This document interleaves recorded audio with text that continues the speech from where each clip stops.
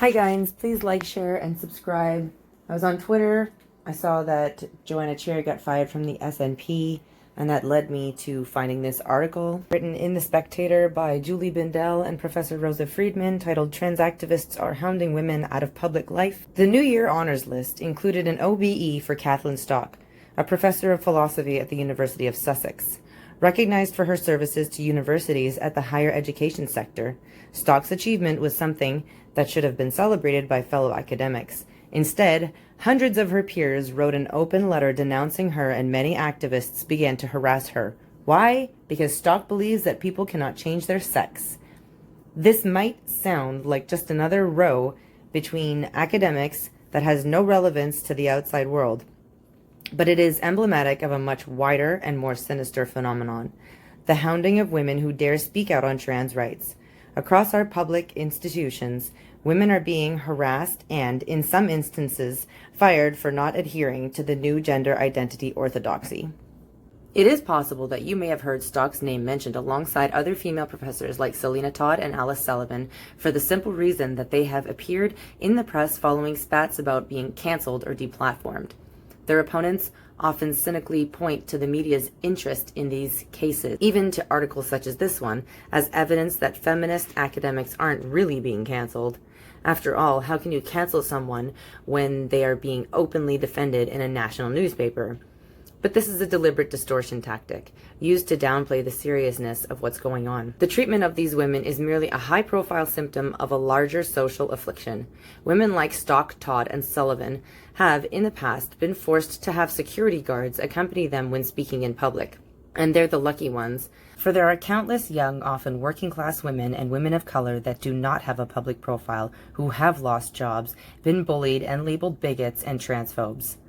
This debate has become so toxic that across the board people are afraid to speak out for fear of losing their jobs, whether they are nurses, midwives, teachers, public sector workers, or civil servants.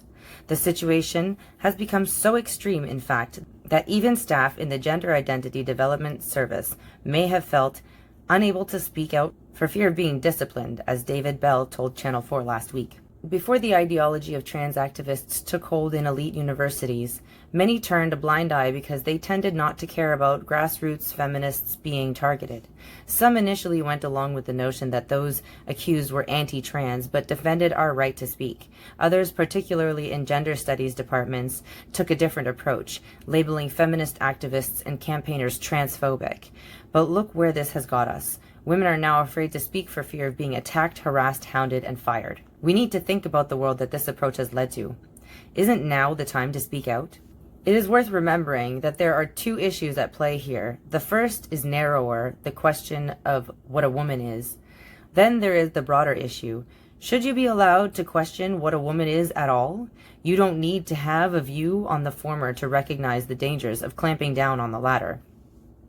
If you believe in liberal democracy, you believe in free speech.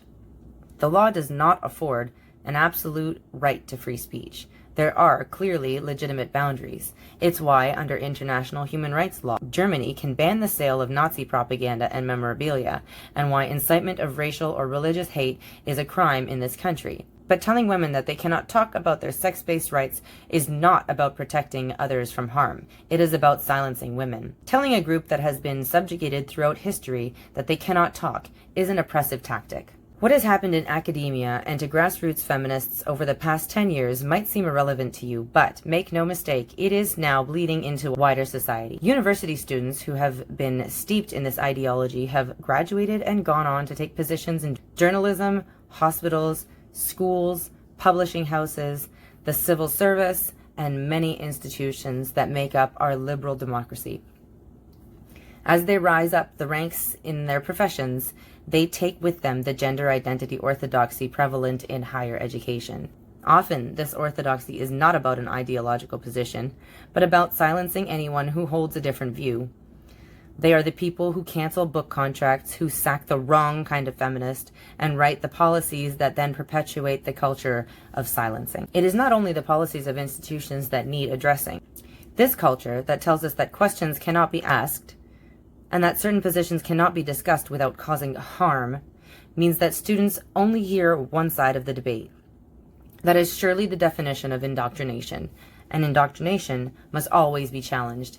You might not think it, but you too have a duty to ask questions, to challenge the increasingly unchallengeable, because it won't be long before they eventually come for you.